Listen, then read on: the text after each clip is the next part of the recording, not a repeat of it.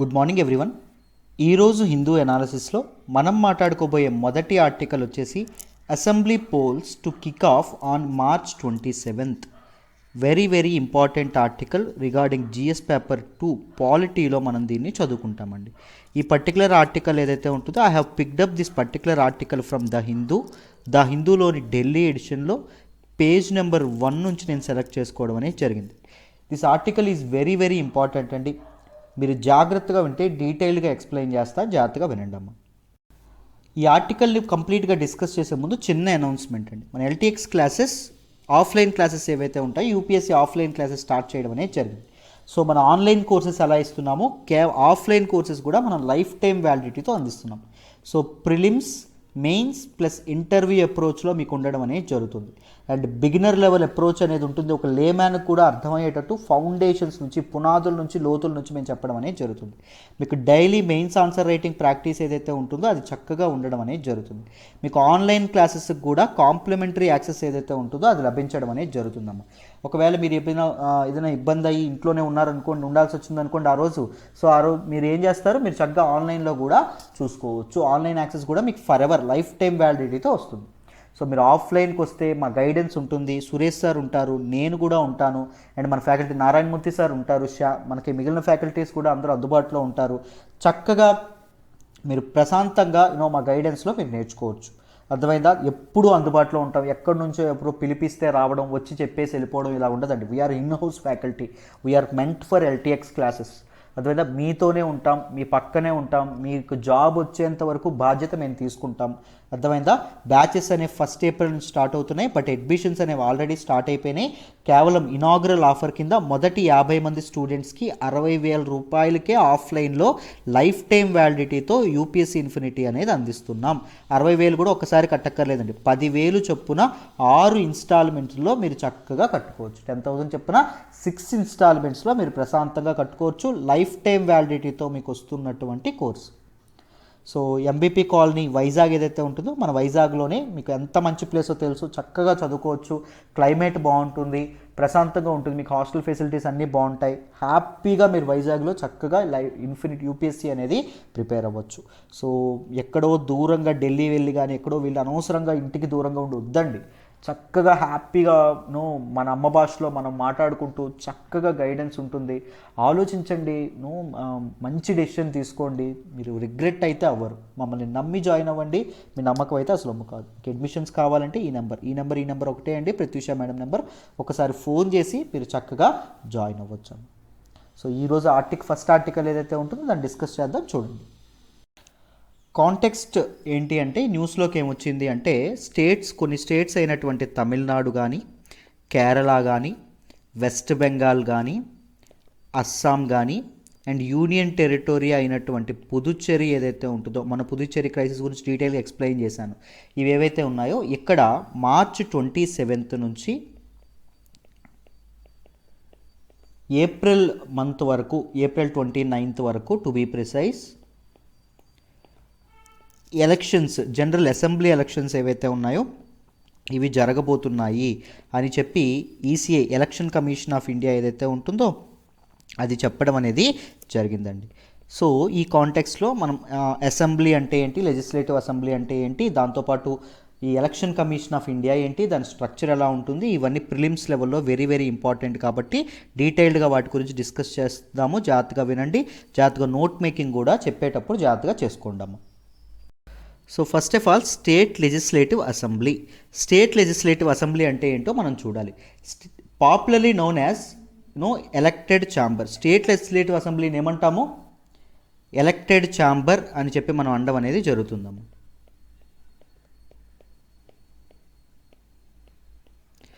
And it is the real centre of power.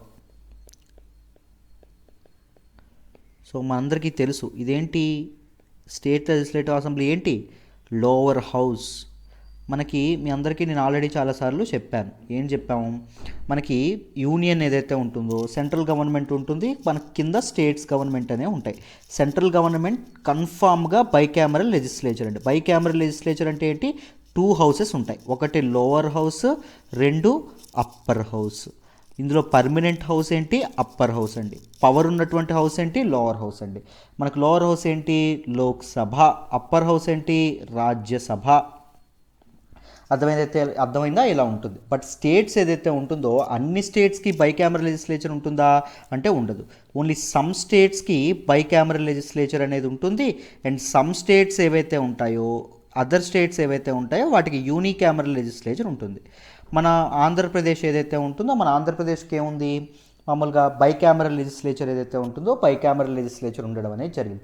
ఏ స్టేట్స్కి bicameral legislature ఉంది, ఏ స్టేట్స్కి ఎన్ని స్టేట్స్కి బైకామరల్ లెజిస్లేచర్ ఉంది, ఎన్ని స్టేట్స్కి బైకామరల్ లెజిస్లేచర్ లేదని చెప్పి నాకు కామెంట్ బాక్స్లో మీరు తెలియజేయండి. ఓకేనా? అయితే చూడండి, ఈ స్టేట్ లెజిస్లేటివ్ అసెంబ్లీ ఏదైతే ఉంటుందో it is a centre of power అండి. ఇట్ ఈజ్ మనకి తాలూకా ఎమ్మెల్యేస్ ఎవరైతే ఉన్నారో వాళ్ళు అసెంబ్లీలోనే కూర్చుంటారు కదా, రైట్? సో దీని తాలూకా మ్యాక్సిమం స్ట్రెంత్ ఎంత అంటే ఇట్ షుడెంట్ ఎక్సీడ్ 500కి మించి ఇది ఎక్సీడ్ అవ్వకూడదు. అండ్ మినిమం స్ట్రెంత్ ఉండాలి అంటే 60 మినిమం ఉండడం అనేది జరగాలి. 60 కంటే ఏ స్టేట్స్ మరి లేవా సార్ అంటే ఉన్నాయండి. లైక్ మీరు సిక్కిం చూసుకున్నా, లేకపోతే గోవా చూసుకున్నా, లేకపోతే అరుణాచల్ ప్రదేశ్ మీరు చూసుకున్న, ఈ స్టేట్స్కి 60 కంటే తక్కువ మెంబర్స్ ఎవరైతే లెజిస్లేటివ్ అసెంబ్లీ మెంబర్స్ ఎవరైతే ఉన్నారో వాళ్ళు ఉండడం అనేది జరిగింది. This is all about these facts. మీరు తప్పకుండా గుర్తుపెట్టుకోవాలి లెజిస్లేటివ్ అసెంబ్లీ గురించి. ఇంకొక క్వశ్చన్ అడుగుతాను, చెప్పండి. అండ్ యూనియన్ టెరిటరీస్లో ఏ యూనియన్ టెరిటరీస్కి లెజిస్లేచర్ అనేది ఉంటుంది? That might be either unicameral or bicameral. దేనికి లెజిస్లేచర్, వేటికి లెజిస్లేచర్ ఉంటుందో నాకు కామెంట్ బాక్స్లో తెలియజేయండి. ఇప్పుడు మనం ఎలక్షన్ కమిషన్ అంటే ఏంటో డీటెయిల్గా తెలుసుకుందాం, జాగ్రత్తగా వినండి. So what do you mean by election commission of India? ఏం చేస్తుంది ఇది మీ అందరికీ తెలుసు. ఇది ఏం చేస్తుంది, ఎలక్షన్స్ ఏదైతే ఉంటుందో ఎలక్షన్స్ని కండక్ట్ చేయడం అనేది జరుగుతుంది. So election commission of India is an autonomous. So autonomous అంటే ఇండిపెండెంట్ అని అర్థం. కాన్స్టిట్యూషనల్, రాజ్యాంగబద్ధమైనటువంటి అథారిటీ. అంటే దీని తాలూకు ఆనవాళ్ళు ఎక్కడున్నాయి, రాజ్యాంగంలో ఆల్రెడీ పొందుపరిచారు. రాజ్యాంగంలో దీని గురించి మెన్షన్ చేయబడడం కూడా జరిగింది.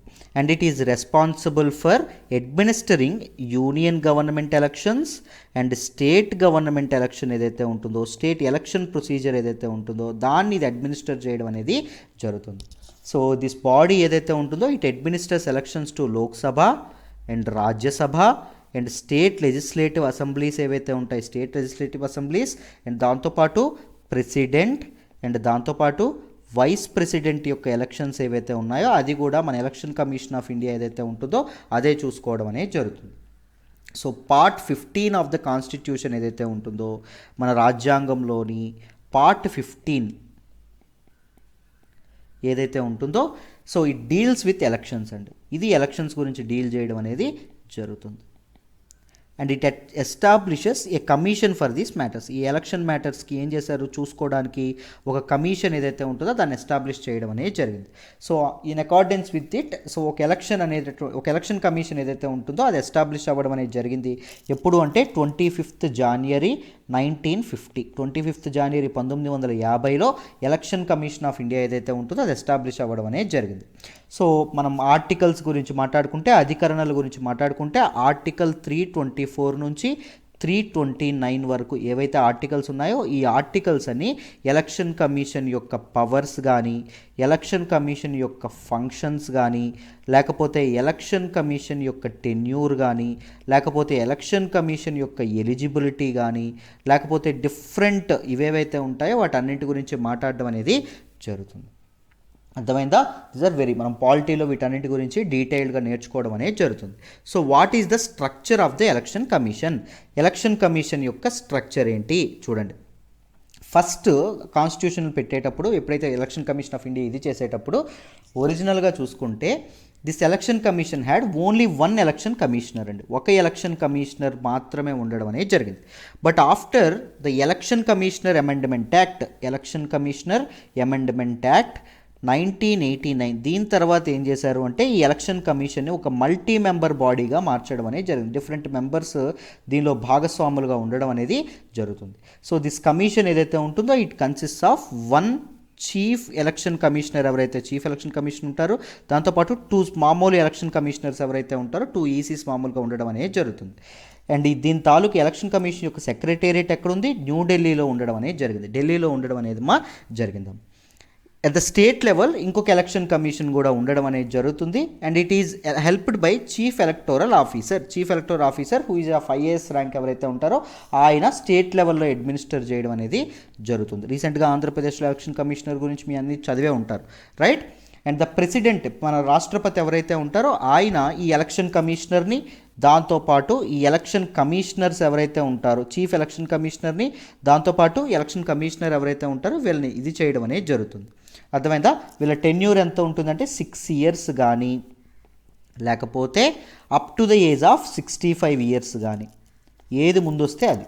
సో 6 ఇయర్స్ అయినా ఉండడం అనేది జరుగుతుంది, లేకపోతే 65 ఇయర్స్ ఏది ముందు వస్తే అది విచ్ ఎవర్ ఈజ్ ఎర్లియర్ అది టెన్యూర్గా ఉండడం అనేది జరుగుతుంది. And they enjoy the same status and receive the same salary and perks that are available to the judges of supreme court జడ్జిలు ఎవరైతే ఉంటారో వాళ్ళకు ఉండేటటువంటి శాలరీ, దాంతోపాటు వాళ్ళకు ఉండేటటువంటి పర్క్స్ ఏవైతే ఉంటాయో అవే ఇతనికి కూడా, మన తాలూకా ఇవి ఎలక్షన్ కమిషనర్స్ ఎవరైతే ఉన్నారో వాళ్ళకు కూడా ఇది అవ్వడం అనేది జరుగుతుందండి.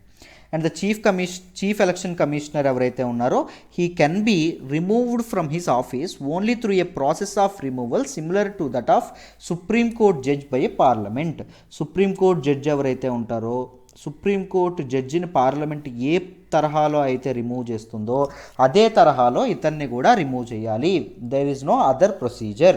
సేమ్ సుప్రీంకోర్టు జడ్జిని ఎలా అయితే పార్లమెంట్ ఇది రిమూవ్ చేస్తుందో అలాగే రిమూవ్ చేయాలి.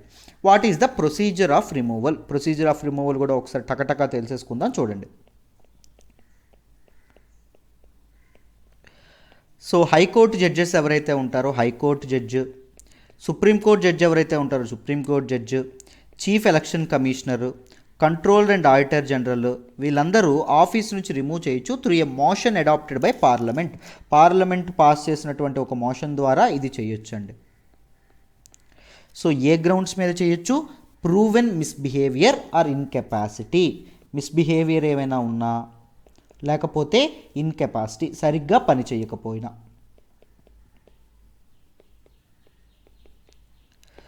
రైట్. సో రిమూవల్కి ఎంత ఉండాలి? రిమూవల్ రిక్వైర్స్ స్పెషల్ మెజారిటీ అనేది తప్పకుండా ఉండడం అనేది జరగాలి. సో వీళ్ళందరినీ తీయాలంటే ఏం చేయాలి? స్పెషల్ మెజారిటీ ఉండాలి. ఎంతండి స్పెషల్ మెజారిటీ అంటే 2/3 members of present plus voting, ఇది తప్పకుండా ఉండడం అనేది జరగాలి. అర్థమైందా? And it should be supported by more than 50% of the total strength of house. And దాంతోపాటు ఎండ్, ఇది ఆర్ కాదు ఎండ్, 50% హౌస్ మొత్తంలో, ఇక్కడ ప్రెజెంట్ అండ్ ఓటింగ్ ఎవరైతే ఉన్నారో గుర్తుపెట్టుకోండి, ప్రెజెంట్ అండ్ ఓటింగ్ ఆ సభలో ఉన్నటువంటి వ్యక్తులు ఎవరైతే ఉన్నారో వాళ్ళ 2/3%, దాంతోపాటు 50% మెంబర్స్ యొక్క సపోర్ట్ కూడా తప్పకుండా ఉండాలి. అంటే మొత్తం strength of the house, suppose 400 మంది ఉన్నారనుకోండి, సపోజ్ 400 మంది ఉన్నారు, ఆ రోజు 200 మందే వచ్చారనుకోండి. సో 2/3 × 200 ఈ మెంబర్స్ ఎవరైతే ఉన్నారో ఈ members, it should be less than 200 కదా, అవునా? దాంతోపాటు 50%, ఇట్ షుడ్ బి 50%, అంటే 200 కంటే ఎక్కువ ఉండాలి. ఓన్లీ 2/3 ప్రెజెంట్ అండ్ ఓటింగే సరిపోదు, 200 కంటే అంటే సగం కంటే ఎక్కువ మెంబర్స్ ఆమోదం కూడా తెలపాలి. The constitution doesn't use the word impeachment అనేటటువంటి వర్డ్ జడ్జెస్కి కానీ, దాంతోపాటు క్యాగ్ కానీ, దాంతోపాటు చీఫ్ ఎలక్షన్ కమిషనర్కి అలాంటి పదం ఏమీ వాడలేదు. ద టర్మ్ ఇంపీచ్మెంట్ అనేది ఎవరికి వాడారంటే ఓన్లీ ప్రెసిడెంట్ ఎవరైతే ఉంటారో ప్రెసిడెంట్కి మాత్రమే ఇది అవ్వడం అనేది జరిగింది. అర్థమైందా? ప్రెసిడెంట్ని ఎలా తీయొచ్చు? Special majority of 2/3 of the total strength in both the houses. మొత్తం బోత్ ద హౌసెస్లో 2/3 ఆఫ్ ద టోటల్ స్ట్రెంత్ ఏదైతే ఉంటుందో అది ఆమోదం తెలిపితేనే ప్రెసిడెంట్ యొక్క ఇంపీచ్మెంట్ అనేది అవ్వడం అనేది జరుగుతుంది. ఇవన్నీ మీ అందరికీ తెలుసని అనుకుంటున్నాను. సో పాలిటీ మీరు కాంప్రహెన్సివ్గా చదువుకుంటే మీకు ఈజీగా అర్థమవుతుంది. అర్థమైందా? మీరు పాలిటీ కోర్స్లో జాయిన్ అవ్వాలన్నా, యూపీఎస్సీ కోర్స్లో జాయిన్ అవ్వాలన్నా you can contact this number. మమ్మల్ని నమ్మి జాయిన్ అవ్వండి, మీ నమ్మకం అయితే అసలు ఒమ్ము కాదు. సో ఇంత కాంప్రహెన్సివ్గా మనం చదువుకోవాలి ఏదైనా న్యూస్ వచ్చినప్పుడు. అర్థమైందా? దిస్ పర్టిక్యులర్ ఆర్టికల్ ఏదైతే ఉంటుందో ఇది మీకు ఇన్ డీటెయిల్ అర్థమైందని అనుకుంటున్నానమ్మా. Right. So let us move to the next article now. మనం మాట్లాడుకోబోయే నెక్స్ట్ ఆర్టికల్ వచ్చేసి India China agree to establish new hotline. Very important article regarding GS paper two international రిలేషన్స్లో మనం మాట్లాడుకుంటామండి. ఐఆర్లో ఈ పర్టికులర్ ఆర్టికల్ ఏదైతే ఉంటుందో దీన్ని డీటెయిల్గా మాట్లాడుకుంటాం. ఈ పర్టికులర్ ఆర్టికల్ ద హిందూలోని ఢిల్లీ ఎడిషన్ ఏదైతే ఉంటుందో ఢిల్లీ ఎడిషన్లో పేజ్ నెంబర్ 1 నుంచి నేను సెలెక్ట్ చేసుకోవడం అనేది జరిగింది. ఈ ఆర్టికల్ గురించి డీటెయిల్గా మాట్లాడదాం, జాగ్రత్తగా వినండి అమ్మ. సో రీసెంట్గా ఏం జరిగింది, పాంగాంగ్సో లేక్ ఏదైతే ఉంటుందో పాంగాంగ్సో లేక్ దగ్గర బోత్ ఇండియా అండ్ చైనా ఏదైతే ఉంటుందో ఇండియా అండ్ చైనా డిసెంగేజ్మెంట్ ఏదైతే ఉంటుందో డిసెంగేజ్మెంట్ కంప్లీట్ చేసుకోవడం అనేది జరిగింది. డిసెంగేజ్మెంట్ ఒప్పుకున్నాయి, డిసెంగేజ్మెంట్ అదేవిధంగా కంప్లీట్ చేయడం అనేది జరిగిందమ్మ. ఇప్పుడు ఏం జరుగుతుంది అంటే the foreign ministers of India and China, India and China యొక్క ఫారెన్ మినిస్టర్స్ ఎవరైతే ఉన్నారో వీళ్ళు కలెక్టివ్గా ఏం చేశారు అంటే చూడండి, ఇండియా అండ్ చైనా యొక్క ఫారెన్ మినిస్టర్స్ వీరు కలెక్టివ్గా they agreed to establish a new hotline ఏదైతే ఉంటుందో దాన్ని ఎస్టాబ్లిష్ చేద్దామని చెప్పి అనుకుంటున్నారు. హాట్ లైన్ అంటే ఏంటి, it is a telephonic line, direct telephonic line అనేది పెడతారు. సో ఫర్ స్ట్రాటజిక్ కమ్యూనికేషన్, అర్థమైందా? సో మన మామూలుగా హాట్ లైన్స్ ఎలా ఉంటాయంటే మనకి శాటిలైట్ ద్వారా ఉండవండి, మీకు డైరెక్ట్గా వైర్తో వైర్ ఉండడం అనేది జరుగుతుంది. ఎందుకు అంటే ట్యాపింగ్ గట్రా జరగకుండా ఈ న్యూ హాట్ లైన్ అనేది ఎస్టాబ్లిష్ చేద్దాం అనుకుంటున్నారు. ఎందుకు అంటే ఫర్ ఎ టైమ్లీ కమ్యూనికేషన్ అనేది కరెక్ట్గా లోపం ఉందనుకోండి, దానివల్ల కూడా చాలా ప్రాణాలు పోతాయి. సో టైమ్లీ కమ్యూనికేషన్ కోసం ఇది చేద్దాం అనుకుంటున్నారు. This decision came in the Wake of last years border crisis, మనకి చైనాకి మధ్య ఈ బార్డర్ క్రైసిస్ ఏదైతే ఉంటుందో ఈ స్టాండ్ ఆఫ్ ఏదైతే ఉంటుందో అదంతా అది జరిగిన విషయం మీ అందరికీ విదితమే, రైట్? సో ఈ బార్డర్ క్రైసిస్ అనేది జరగడం అనేది జరిగింది. ఎక్స్టర్నల్ అఫైర్స్ మినిస్టర్ ఎవరైతే ఉన్నారో మన తాలూకా జైశంకర్ గారు ఎవరైతే ఉన్నారో బైలేటరల్ రిలేషన్స్ ఆయన ఏమన్నారు అంటే బైలేటరల్ రిలేషన్స్ ఏవైతే ఉన్నాయో ఈ రెండు బాగా హ్యాంపర్ అవ్వడం అనేది జరిగింది. దాంతోపాటు బౌండరీ ఇష్యూ ఏదైతే ఉంటుందో boundary issue it may take some time to resolve, some time అనేది తీసుకుంటుంది రిజాల్వ్ అవ్వడానికి అని చెప్పి ఓన్లీ పాంగాంగ్సో దగ్గర అయింది కదా, మిగిలిన ప్రాంతాలు ఏవైతే ఉన్నాయో హాట్ స్ప్రింగ్స్ కానీ దప్సాంగ్ వ్యాలీ ఏదైతే ఉంటుందో అక్కడ కానీ మీకు డిసెంగేజ్మెంట్కి టైం పడుతుందని చెప్పడం అనేది జరిగింది. సో దీనివల్ల ఈ స్టాండ్ ఆఫ్ వల్ల ట్రాంక్విలిటీ అండ్ పీస్, రెండు కంట్రీస్ మధ్య ఉన్నటువంటి బార్డర్ దగ్గర ఉన్నటువంటి ట్రాంక్విలిటీ, పీస్, శాంతికి అండ్ ట్రాంక్విలిటీకి, ప్రశాంతతకి ఏం జరిగింది, భగ్నం వాటిల్లడం అనేది జరిగింది, భంగపాటు అయిందని చెప్పడం అనేది జరిగింది. అర్థమైందా? దాంతోపాటు ఈయన ఏం చెప్పారు, ఈ stressed that restoring border relations అనేవి మళ్ళీ పర్ఫెక్ట్గా రిస్టోర్ చేయడం ఏదైతే ఉంటుందో that is very very important అని చెప్పి చెప్పడం అనేది జరిగింది. And there is it is required to for complete disengagement and de-escalation. Complete disengagement ఏదైతే ఉంటుందో అది తొందరగా జరగాలి. ట్రూప్స్ డిసెంగేజ్మెంట్ ఏదైతే ఉంటుందో, డిసెంగేజ్మెంట్ అంటే ఏంటండి, వెనక్కి తీసుకోవడం ట్రూప్స్ని, అర్థమైందా? ఫుల్గా మొబిలైజ్ చేసినటువంటి ట్రూప్స్ని వెనక్కి తీసుకోవడం. అండ్ డీఎస్కలేషన్ ఏదైతే ఉంటుందో ఇది చాలా చాలా అవసరం అని చెప్పి చెప్పడం అనేది జరిగింది. దాంతోపాటు for progress of our bilateral relationship, మన బైలేటరల్ రిలేషన్షిప్ ఏదైతే ఉంటుందో అది ప్రోగ్రెస్ అవ్వాలి అంటే, అది ముందుకు వెళ్ళాలి అంటే, అది సమర్థవంతంగా ఇదవ్వాలి అంటే restoration of piece and tranquillity ఏదైతే ఉంటుందో దాన్ని ఎట్టి పరిస్థితుల్లో అయినా రిస్టోర్ చేయాలి. దాంతోపాటు బౌండరీ ఇష్యూ ఏదైతే ఉంటుందో దీన్ని ప్రాపర్ మేనర్లో హ్యాండిల్ చేయాలి.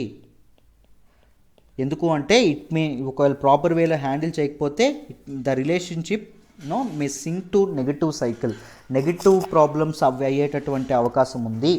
అర్థమైందా? వెనక్కి వెళ్ళిపోయేటటువంటి ఇప్పటి వరకు ఫ్రెండ్షిప్లో ఏదైతే ప్రోగ్రెస్ వచ్చిందో అది శత్రుత్వంగా మారేటటువంటి అవకాశం ఉందని చెప్పి ఇతను ఎవరైతే ఉన్నారో ఆయన చెప్పడం అనేది జరిగింది. అండ్ టూ సైడ్స్ ఏవైతే ఉన్నాయో they also stressed about need to advance boundary talks ఏవైతే ఉన్నాయో బౌండరీ టాక్స్ అనేవి పర్ఫెక్ట్గా అవ్వాలి. దాంతోపాటు మ్యూచువల్ ట్రస్ట్ ఏదైతే ఉంటుందో మ్యూచువల్ ట్రస్ట్ మన రెండు కంట్రీస్ ఏవైతే ఉన్నాయో ఇవి బిల్డ్ చేసుకోవాలి. దాంతోపాటు realise peace and tranquillity in border ఏరియాస్లో పీస్ అండ్ ట్రాంక్విలిటీ ఏదైతే ఉంటుందో అది ఎన్ష్యూర్ చేయడానికి ప్రయత్నించాలి అని చెప్పి మన తాలూకా ఫారెన్ మినిస్టర్ జైశంకర్ అండ్ దాంతోపాటు అక్కడ చైనీస్ ఫారెన్ మినిస్టర్ కూడా చెప్పడం అనేది జరిగిందమ్మా. It is very very important article regarding mains. So మీ అందరికీ హాట్ లైన్స్ అంటే ఏంటి, సో దాంతోపాటు ఈ ఆర్టికల్లో ఇద్దరు కలిపి ఏం చెప్పారో అంతా డీటెయిల్డ్గా అర్థమైందని అనుకుంటున్నాను. Very simple article. This is all about this article అమ్మా. I hope you understand this article. Let's move to the next article. మనం మాట్లాడుకోబోయే నెక్స్ట్ ఆర్టికల్ వచ్చేసి current inflation target band apt for next 5 years says RBI report. Very very important article regarding GS paper 3 ఎకానమీలో మనం మాట్లాడుకోవడం అనేది జరుగుతుందండి. And ఈ particular article ఏదైతే ఉంటుందో నేను దీన్ని ద హిందూలోని ఢిల్లీ ఎడిషన్ ఏదైతే ఉంటుందో ఢిల్లీ ఎడిషన్లో పేజ్ నెంబర్ 13 నుంచి సెలెక్ట్ చేసుకోవడం అనేది జరిగింది. బిజినెస్ పేజ్ నుంచి సెలెక్ట్ చేసుకోవడం అనేది జరిగింది. డీటెయిల్డ్గా ఈ ఆర్టికల్ ఏదైతే ఉంటుందో దీన్ని డిస్కస్ చేద్దామమ్మా, జాగ్రత్తగా వినండి. ఈ ఆర్టికల్ మీకు అర్థం కావాలంటే ముందు మీకు అర్థం కావాల్సినటువంటి విషయం ఏంటి అంటే ఇన్ఫ్లేషన్ అంటే ఏంటి అనేది మీకు అర్థం కావాలమ్మా. ఇన్ఫ్లేషన్ అంటే ఏంటి అంటే ద రైజ్ ఇన్ ప్రైసెస్ అండి. మార్కెట్లో ప్రైసెస్ ఏవైతే ఉంటాయో అవి రైజ్ అయితే మనం ఏమంటాం, దాన్ని ఇన్ఫ్లేషన్ అని చెప్పి మనం అనడం అనేది జరుగుతుందాం. అర్థమైందా? సో ఇన్ఫ్లేషన్ గురించి డీటెయిల్గా తెలుసుకుందాం. చూడండి, it refers to the rise in the prices of most goods and services of daily or common use such as food. వేటి తాలూకా ఎక్కువగా వాడేటటువంటి వస్తువులు ఏంటవి? Food, clothing, housing, entertainment, recreation వీటి తాలూకా ప్రైసెస్ ఏవైతే ఉంటాయో అవి పెరిగితే దాన్ని మనం ఇన్ఫ్లేషన్ అని వ్యవహరించడం అనేది జరుగుతుంది. కన్జ్యూమర్, ట్రాన్స్పోర్ట్, లేకపోతే ఇలాంటి ఎంటర్టైన్మెంట్ ఇవన్నీ పెరిగితే ఇన్ఫ్లేషన్ అంటాం.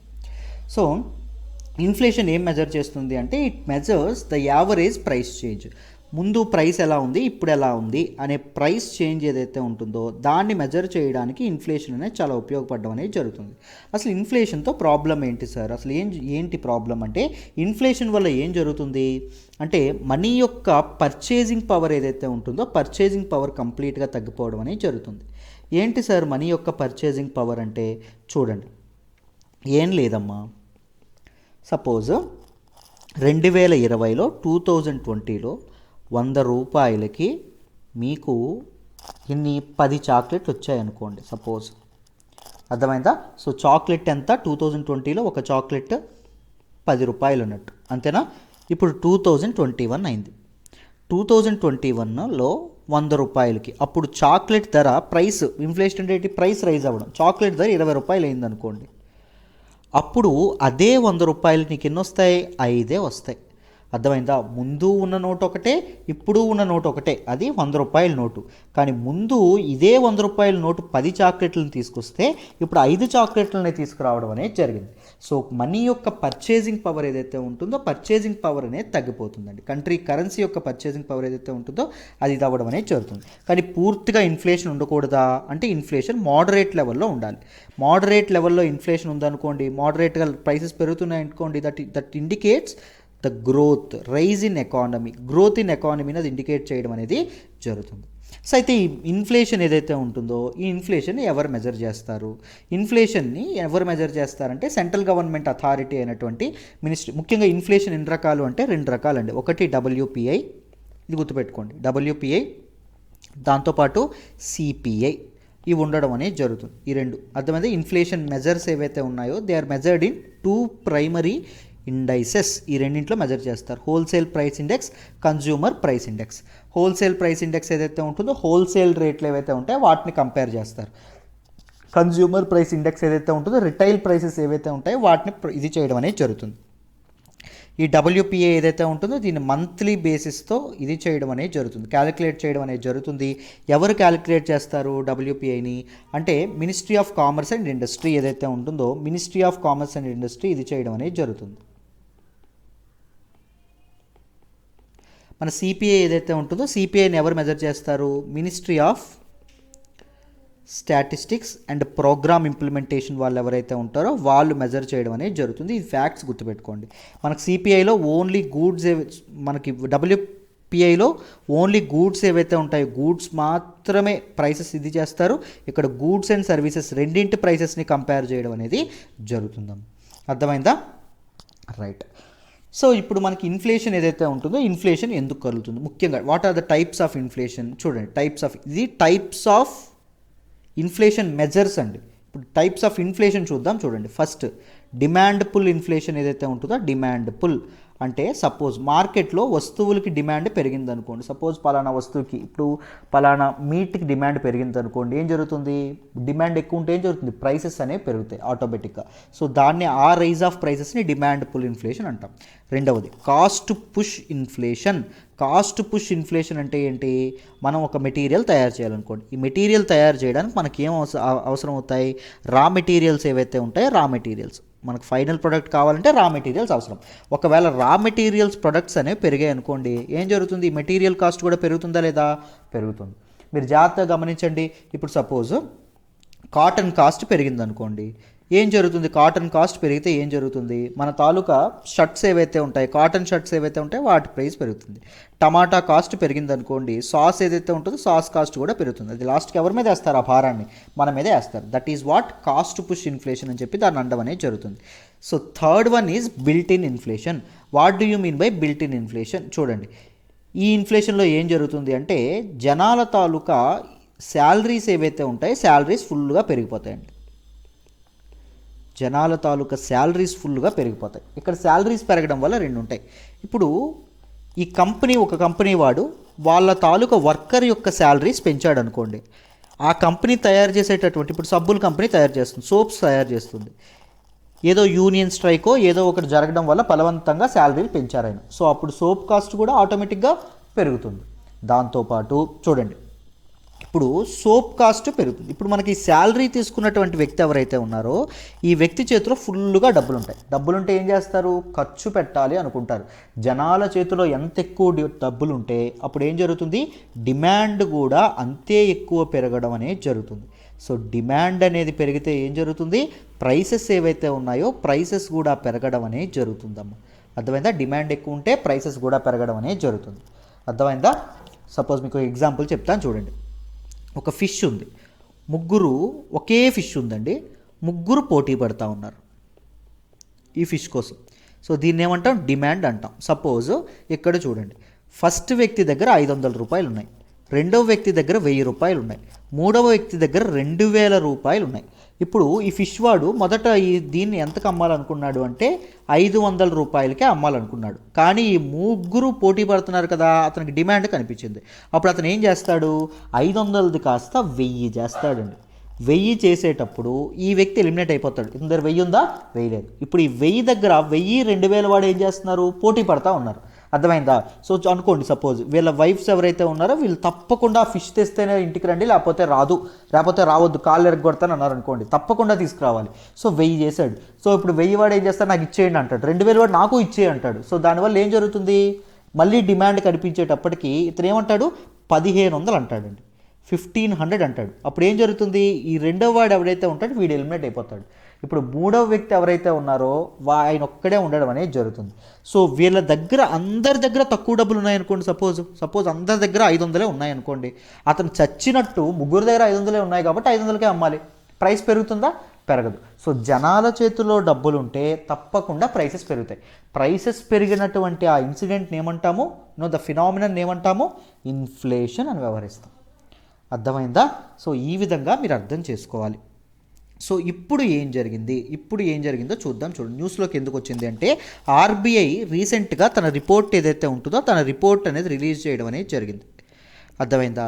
It's report on currency and finance for financial year 2021 financial ఇయర్కి కరెన్సీ అండ్ ఫినాన్స్ గురించి ఒక రిపోర్ట్ అనేది తయారు చేయడం అనేది జరిగింది. సో దానిలో ఏం చెప్పారు అంటే కరెంట్ ఇన్ఫ్లేషన్ టార్గెట్ ఏదైతే ఉంటుందో అది 4% ఉంచాలి అని చెప్పడం అనేది జరిగింది. ఆర్బీఐ ఏం చేస్తుంది అంటే తన మానిటరీ పాలసీ ఏదైతే ఉంటుందో మానిటరీ పాలసీలో భాగంగా మానిటరీ పాలసీ ఏం చేస్తుంది, ఒక ఎకానమీలో ఉండేటటువంటి డబ్బు ఏదైతే ఉంటుందో, ఒక ఎకానమీ యొక్క స్టాండర్డ్ స్థాయి ఏదైతే ఉంటుందో దాన్ని మానిటరీ పాలసీ ద్వారా ఆర్బీఐ కంట్రోల్ చేస్తుందండి. ఒక ఎకానమీలో ఉండేటటువంటి యాక్టివిటీస్ని కంట్రోల్ చేయడం అనేది జరుగుతుంది.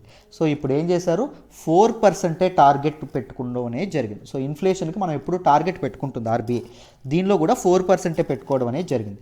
సో గుర్తుపెట్టుకోండి, మనకి ఎలా ఉంటుందంటే ఇన్ఫ్లేషన్ టార్గెట్ 4 ± 2 అంటే 2 to 6% ఏదైతే ఉంటుందో ఈ మధ్యలో ఎక్కడైనా ఇన్ఫ్లేషన్ ఉండొచ్చు. 2 లోపల రాకూడదు, 2 లోపలికి వచ్చింది అనుకోండి ఏం జరుగుతుంది, గ్రోత్ అనేది ఉండట్లేదని. 6 కంటే ఎక్కువ ఉందనుకోండి ఏం జరుగుతుంది, గ్రోత్ అనేది సారీ ఇన్ఫ్లేషన్ అనేది విపరీతంగా పెరిగిపోతుంది, మనీ యొక్క పర్చేసింగ్ పవర్ అనేది తగ్గిపోతుందని అర్థం. అర్థమైందా? సో ఆ విధంగా మనం అర్థం చేసుకోవాలి. సో ఇన్ఫ్లేషన్ టార్గెట్ ఎప్పుడూ ఉన్నట్టే 4 ± 2 ఏదైతే ఉంటుందో ఇలాగే ఉంచడం అనేది జరిగింది. 2 to 6% ఏదైతే ఉంటుందో 2 to 6% ఉంచడం అనేది జరిగింది. అర్థమైందా? This is all about this article. So ఈ ఆర్టికల్ చెప్పడం కోసం మీకు ఇన్ఫ్లేషన్ నుంచి టైప్స్ ఆఫ్ ఇన్ఫ్లేషన్ ప్రిలిమ్స్ లెవెల్లో అన్ని ఇంపార్టెంట్ ఫ్యాక్టర్స్ అని చెప్పాను. I hope you understand this article in detail అమ్మా. Let us move to the next article. మనం మాట్లాడుకోబోయే నెక్స్ట్ ఆర్టికల్ వచ్చేసి India out of recession, GDP grows 0.4%. This particular article ఏదైతే ఉంటుందో దీన్ని మనం జిఎస్ పేపర్ 3 ఎకానమీ ఏదైతే ఉంటుందో ఎకానమీలో చదువుకుంటాం. I picked up this particular article from the హిందూలోని ఢిల్లీ ఎడిషన్లో పేజ్ నెంబర్ 13 నుంచి నేను సెలెక్ట్ చేసుకోవడం అనేది జరిగింది. డీటెయిల్డ్గా ఈ ఆర్టికల్ ఏదైతే ఉంటుందో దీన్ని డిస్కస్ చేద్దాం. జాగ్రత్తగా వినండమ్మా, మీకు ఈజీగా అర్థమైపోతుంది. అన్నింటికంటే ముందు జీడిపి అంటే ఏంటి, రెసిషన్ అంటే ఏంటో తెలుసుకోవాలి. ఫస్ట్ జీడిపి అంటే ఏంటి? Gross domestic product. Gross domestic product అంటే ఏంటి? It is the final value of goods and services produced within the geographical boundaries of a country during specified period of time, usually a year. ఒక సంవత్సరంలో ఒక కంట్రీలో ఒక country యొక్క geographical locations గుర్తుపెట్టుకోండి. ఒక కంట్రీ యొక్క జాగ్రఫికల్ లొకేషన్స్లో అంటే ఈ లోపలే, మీకు అర్థమైందా? ఈ లోపలే geographical I'm poor drawing maps అండి, I'm very sorry. So geographical locations ఏవైతే ఉన్నాయో ఆ జాగ్రఫికల్ లొకేషన్స్లో ఒక సంవత్సరం కాలం పాటు ప్రొడ్యూస్ అయినటువంటి వస్తువులు మరియు సేవలు ఏవైతే ఉంటాయి, గూడ్స్ అండ్ సర్వీసెస్ యొక్క ఫైనల్ వాల్యూ ఏదైతే ఉంటుందో దాన్ని మనం జీడిపి అనడం అనేది జరుగుతుంది. ఈ జీడిపి ఎంత పెరిగిందంట? 0.4% పెరగడం అనేది జరిగింది. జీడిపిని మనం ఏం చేస్తాం? It is signal for our economy. ఎకానమీకి ఒక సిగ్నల్, ఎకానమీని ఇది చేసేటటువంటి ఒక ఇదని చెప్పి మనం భావించడం అనేది జరుగుతుంది. అర్థమైందా? It is a measure to find the state of our economy. Right. Now what do you mean by recession? Recession అంటే ఏంటి? It is a macro economic term అండి. It is a not micro economic term. It is అంటే economies వీటికే వాడతాం. Micro economy అంటే ఏంటి? చిన్న చిన్న వాటికి కూడా మనం వాడం రెసిషన్ అనేది. So it is a macro economy, ఒక కంట్రీ యొక్క ఎకానమీ, ఇలాంటి పెద్ద పెద్ద వాటికి మనం వాడడం అనేది జరుగుతుంది.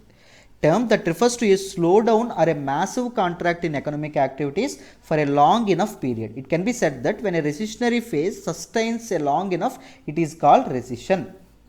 సింపుల్. టెక్నికల్ రెసిషన్ అంటే ఏంటో తెలుసుకోవాలి. రెసిషన్ ఎప్పుడు వస్తుంది మామూలుగా అంటే 2 successive quarters, suppose Q1 Q2 కానీ, Q2 Q3 కానీ, Q3 Q4 కానీ, ఏదో ఒక 2 సక్సెసివ్ క్వార్టర్స్లో ఒకవేళ ఎకనామిక్ గ్రోత్ నెగటివ్ ట్రజెక్టరీలో ఉందనుకోండి, మైనస్కి వెళ్ళింది అనుకోండి, దాన్ని మనం ఏమంటాం? ఆ ఫినామినన్ని రెసిషన్ అనడం అనేది జరుగుతుంది. రెసిషన్ ఎక్కువ కాలం ప్రోలాంగ్ అయిందనుకోండి, 10 సంవత్సరాలు, లేకపోతే చాలా ఎక్కువ కాలం పాటు జీడిపి గ్రోత్ -10% కంటే లోపు ఉందనుకోండి, అర్థమైందా? 10% కంటే దిగు ఉందనుకోండి, 10% కంటే అప్పుడు ఏం జరుగుతుంది? దాన్ని మనం డిప్రెషన్ అనడం అనేది జరుగుతుంది. మీకు గుర్తుంటే 1928 ఆ టైంలో మనకి అమెరికా ఏదైతే ఉంటుందో అమెరికా ద గ్రేట్ డిప్రెషన్తో బాధపడడం అనేది జరిగింది. అర్థమైందా? సో వీటన్నిటి గురించి మనం చాలాసార్లు మాట్లాడుకున్నాం. Now let us understand this particular article. ఈ ఆర్టికల్లో ఏం చెప్పారో చూద్దాం, జాగ్రత్తగా వినండి. దిస్ పర్టికులర్ ఆర్టికల్లో ఏం చెప్పారు అంటే ఇండియన్ ఎకానమీ ఏదైతే ఉంటుందో, ఇండియన్ ఎకానమీ మళ్ళీ ప్రోగ్రెస్ ఏదైతే ఉంటుందో,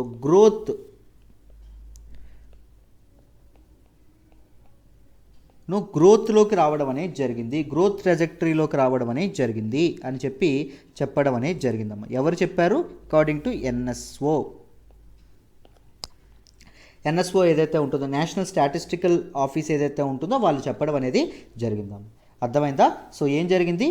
మనకి Q1 మీరు చూసుకుంటే Q1లో గ్రోత్ రేటు -24.4% అండి. Q2లో గ్రోత్ రేట్ చూసుకుంటే -7.3%. ఎంత దారుణంగా పడిపోయిందో చూడండి.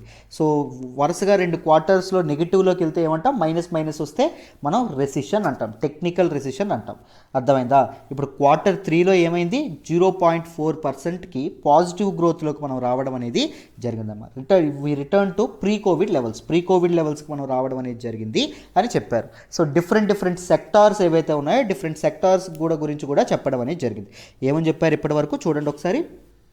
ఇప్పటివరకు ఏమని చెప్పుకున్నాం? Q1లో -24.4% ఉంటే Q2లో -7.3% ఉంటే Q3లో +0.4% ఏదైతే ఉంటుందో +0.4% ఉండడం అనేది జరిగింది. వరుసగా 2 క్వార్టర్లో మైనస్లో ఉంటే ఏమంటాము? టెక్నికల్ రెసిషన్ అంటాం. టెక్నికల్ రెసిషన్ అని మనం అనడం అనేది జరుగుతుంది. So we return to pre Covid levels అని చెప్పడం అనేది జరిగింది. If you look at agriculture, different sectors చూసుకుంటే అగ్రికల్చర్ మీకు మన టోటల్ ఎకనామిక్ గ్రోత్ నెగిటివ్లో ఉన్నప్పటికీ Q1 అండ్ Q2లో మనల్ని కాపాడింది ఏంటి? అగ్రికల్చర్ అండి. 2 క్వార్టర్లో అగ్రికల్చర్ పాజిటివ్ గ్రోత్ అనేది చూడడం అనేది జరిగింది. ఈవెన్ Q3లో కూడా అద్భుతంగా రాణించడం అనేది జరిగింది వ్యవసాయ రంగం. నెక్స్ట్ యూటిలిటీ రంగాలైనటువంటి electricity, water, gas and utilities ఏవైతే ఉన్నాయో అవి కూడా బాగానే ఉన్నాయి. 1.8% పెరగడం అనేది జరిగింది. ఇప్పుడు మ్యానుఫ్యాక్చరింగ్ మీరు చూసుకుంటే మ్యానుఫ్యాక్చరింగ్ మళ్ళీ గ్రోత్లోకి రావడం అనేది జరిగింది. చాలా నాలుగు తర్వాత 1.5% పెరగడం అనేది జరిగింది. కన్స్ట్రక్షన్ ఏదైతే ఉంటుందో ఏకంగా 6% పెరగడం అనేది జరిగింది. బట్ సర్వీసెస్ సెక్టార్ ఏదైతే ఉంటుందో ట్రావెలింగ్ కానీ, ట్రాన్స్పోర్ట్ కానీ, లేకపోతే హోటల్స్ కానీ, అకామిడేషన్ కానీ ఇవి కల్పించేవి అవి ట్రబుల్లో ఉండడం అనేది జరిగిందంట. అర్థమైందా? చాలా -7.7% దిగువకు ఉండడం అనేది జరిగిందంట. ఏంటి? సర్వీసెస్ సెక్టార్ ఏదైతే ఉంటుందో సర్వీసెస్ సెక్టార్ ఆ విషయాన్నే మనకి దీనిలో చెప్పడం అనేది జరిగిందండి. రైట్? సో వరుసగా దీనిలో రావడం వల్ల ఏం జరిగింది? మనకి టెక్నికల్ రెసిషన్ అనేది రావడం అనేది జరిగింది. Recession is a slowdown or a massive contraction in economic activities. అర్థమైందా? So it is a significant fall in consumption generally leads to recession. రెసిషన్కి లీడ్ చేసేది ఏంటి? కన్జంప్షన్ అనేది తగ్గిపోవడం అండి.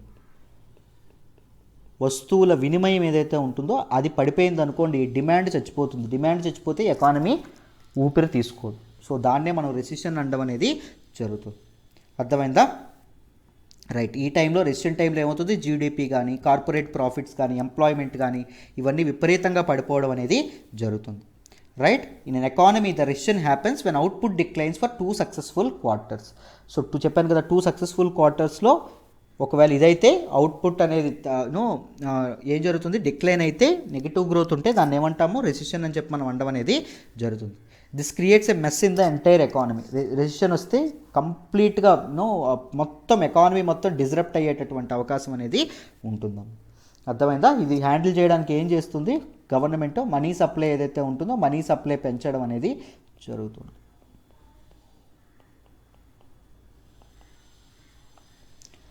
అర్థమైందా? Right. This is all about this article. మీకు అందరికీ ఎన్ఎస్ఓ గురించి తెలుసనే అనుకుంటున్నాను. ఎన్ఎస్ఓ ఎలా ఫామ్ అయిందండి? 2 ఆర్గనైజేషన్స్ మెర్జ్ అయ్యి ఫామ్ అవ్వడం అనేది జరిగింది. ఏంటవి? ఎన్ఎస్ఎస్ఓ ఏదైతే ఉంటుందో ఎన్ఎస్ఎస్ఓ అండ్ సిఎస్ఓ ఏదైతే ఉంటుందో CSO. What do you mean by NSSO and what do you mean by CSO? National sample survey office ఒకటి, దాంతోపాటు సెంట్రల్ స్టాటిస్టిక్స్ ఆఫీస్ ఏదైతే ఉంటుందో ఈ రెండింటిని మెర్జ్ చేసి నేషనల్ స్టాటిస్టికల్ ఆఫీస్లో పెట్టడం అనేది జరిగింది. 2019లో న్యూస్. అది మీ అందరికీ తెలుసు అని అనుకుంటున్నాను. Right? These are the important things that you have to remember regarding this article. ఈ ఆర్టికల్ మీకు డీటెయిల్గా అంతా ఎక్స్ప్లెయిన్ చేశానని అనుకుంటున్నాను. I hope you understand this article.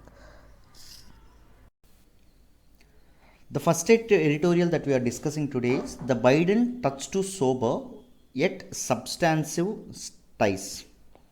Very, very important article andi regarding India US relationship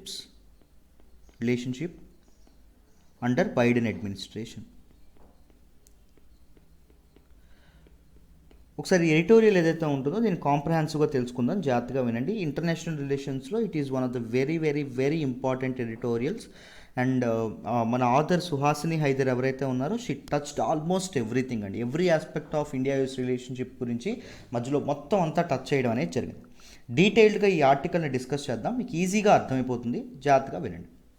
అసలు background ఏంటి అంటే, సరిగ్గా సంవత్సరం క్రితం, 1 year క్రితం మనకి సర్దార్ వల్లభాయ్ పటేల్ స్టేడియం ఏదైతే ఉంటుందో ప్రజెంట్ నరేంద్ర మోడీ స్టేడియం అవ్వడం అనేది జరిగింది. క్రికెట్ స్టేడియం అలహాబాద్లో ఉంది. సో ఆ స్టేడియంలో మనకి ట్రంప్ రావడం అనేది జరిగింది. ట్రంప్ తన స్పీచ్ ఇస్తూ India is a very good friend of mine US అని చెప్పి ఆయన చెప్పడం అనేది జరిగింది. ఇండియా యొక్క హిస్టరీని, ఇండియా యొక్క కల్చర్ని అద్భుతంగా పడడం అనేది జరిగింది. దాంతోపాటు తనకి ఎంతో ఇష్టమైనటువంటి నరేంద్ర మోడీ ఎవరైతే ఉన్నారో ఆయన గురించి కూడా అద్భుతమైనటువంటి వర్డ్స్ ఏవైతే ఉన్నాయో వర్డ్స్ మాట్లాడడం అనేది జరిగింది. సో అప్పటి నుంచి ఆ క్షణం నుంచి ఇప్పుడు ఈ క్షణం సరిగ్గా 1 ఇయర్ అయింది, 1 సంవత్సరం అయింది.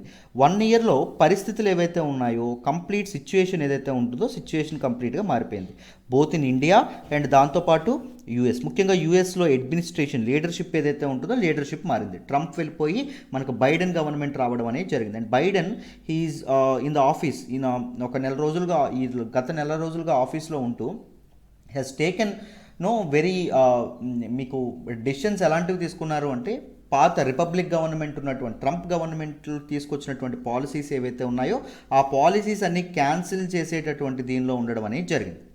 అర్థమైందా? మరి ట్రంప్ ఏ విధమైనటువంటి దోహరం చూపించారు ఇండియా మీద ఎటువంటి దీని మీద ఎటువంటి దృక్పథంతో ఉన్నారు అంటే స్ట్రాంగ్ ఫ్రెండ్షిప్, స్ట్రాంగ్ బాండింగ్ ఏదైతే ఉంటుందో బాండింగ్తో ఉండడం అనేది జరిగింది. బట్ దాన్ని కూడా ఇది చేయడం అనేది జరుగుతుందా మన తాలూకా బైడెన్? సో ఆ ఇండియాతో ఉన్నటువంటి ఆ స్ట్రాంగ్ బాండ్ ఫ్రెండ్షిప్ ఏదైతే ఉంటుందో ఫ్రెండ్షిప్ని కూడా ఇది చేయడం అనేది జరుగుతుందా, కట్ చేయడం అనేది జరుగుతుందా? ఇప్పుడు నేను సింపుల్గా చెప్తాను చూడండి. ట్రంప్ ఏం చేశారు, మనకి WHO ఏదైతే ఉంటుందో వరల్డ్ హెల్త్ ఆర్గనైజేషన్ ఏదైతే ఉంటుందో దాని నుంచి బయటకు వచ్చేసారు. బైడెన్ గవర్నమెంట్ ఏం చేసింది, మళ్ళీ లోపలికి వచ్చింది. ప్యారిస్ క్లైమేట్ అగ్రిమెంట్ ఏదైతే ఉంటుందో ప్యారిస్ క్లైమేట్ అగ్రిమెంట్ నుంచి ట్రంప్ బయటకు వచ్చేసారు. బైడెన్ అడ్మినిస్ట్రేషన్ మళ్ళీ లోపలికి వచ్చింది. UNHRC నుంచి మన తాలూకా ట్రంప్ ఎవరైతే ఉన్నారో ఈయన బయటకు వచ్చేసారు. అండ్ మన బైడెన్ ఎవరైతే ఉన్నారో ఈయన మళ్ళీ లోపలికి వస్తానని చెప్పి ప్రకటించడం అనేది జరిగింది. అర్థమైందా? సో ఇలాంటి దాంతోపాటు ముస్లిం బ్యాన్ ఏదైతే ఉంటుందో ముస్లిం కంట్రీస్ ఏవైతే అరబ్ కంట్రీస్ ఏవైతే ఉన్నాయో అక్కడ నుంచి పీపుల్ రాకూడదు ఎక్కడికి అమెరికాలోకి అని చెప్పారు. బట్ ఆ ముస్లిం బ్యాన్ ఏదైతే ఉంటుందో దట్ ఈస్ ఈక్వాలిటీకి చాలా చాలా పెద్ద గొడ్డలు పెట్టలాంటిది అని చెప్పి మన తాలూకా బైడెన్ ఏం చేశారు, వాళ్ళని కూడా ఎలో చేయడం అనేది జరిగింది. అర్థమైందా? సో మరి ఇండియాతో అద్భుతంగా ఉన్నటువంటి ట్రంప్, ఇండియాతో రిలేషన్ ఏదైతే ఉంటుందో అది అద్భుతంగా ట్రంప్ ఉండేవాళ్ళు. సో బట్ బైడెన్ ఇవన్నింటిలాగా ఎలా అయితే ట్రంప్ పాలసీస్ని రివర్స్ చేస్తున్నారో ఇండియాతో రిలేషన్షిప్ని కూడా చేస్తారా అని చెప్పి ముందు మన ఆథర్ ఆ క్వశ్చన్తో మొదలు పెట్టడం అనేది జరిగింది. This is all about the introduction అండి. Now the connect this time, ఈ టైంలో రిలేషన్ ఎలా ఉండబోతుంది అని చెప్పడం అనేది జరిగింది. జాగ్రత్తగా వినండి. సో మనకి ఇక్కడ ఆథర్ ఏం చెప్తున్నారు అంటే మ్యాక్సిమం మన తాలూకా బైడెన్ ఎవరైతే ఉన్నారో బైడెన్ ట్రంప్ చూస్ చేసుకున్నటువంటి ఇండియాతో ట్రంప్ చూస్ చేసుకున్నటువంటి పాతే ఫాలో అవుతారు to build closer relations, closer ties ఏవైతే ఉంటాయి టైస్ ఫాలో అవుతారు. ఎందుకు ఫాలో అవ్వాలి, ఎందుకు బైడెన్ ఫాలో అవుతారు, ఇవన్నీ రివర్స్లో చేసినప్పుడు ఇది మాత్రమే ఎందుకు ఇండియా ట్రంప్ పాలసీకి దగ్గరగా చేయడం ఎందుకు, ట్రంప్ ఎలా చేశాడో అలాగే ఎందుకు చేస్తూ ఉన్నారు అంటే నేను చెప్పాను చాలాసార్లు 100 సార్లు నేను మీకు చెప్పడం అనేది జరిగింది. యుఎస్ హెజిమోనీ, యుఎస్ డామినెన్స్కి ఉన్నటువంటి ఒకే ఒక థ్రెట్ ఏంటండి, చైనాని రీజనల్ కౌంటర్ బ్యాలెన్స్, చైనాకి మన ఈ ఏషియా రీజియన్లో కౌంటర్ బ్యాలెన్స్ చేసేటటువంటి కంట్రీ ఏంటండి, ఇండియా. ఫర్ దట్ మ్యాటర్ మీరు ఒబామా తీసుకున్నా, ట్రంప్ తీసుకున్నా, బైడెన్ తీసుకున్నా, every one wants US hegemony, the dominance of USA, United States, right? So దానికి థ్రెట్గా ఏం కనిపిస్తుంది, చైనా కనిపిస్తుంది. సో దీస్ పీపుల్ ఏం చేస్తూ ఉన్నారు, మన ప్రెసిడెంట్స్ ఏం చేస్తూ ఉన్నారు, చైనాని కంట్రోల్ చేయడానికి ఏదైనా చేస్తారు.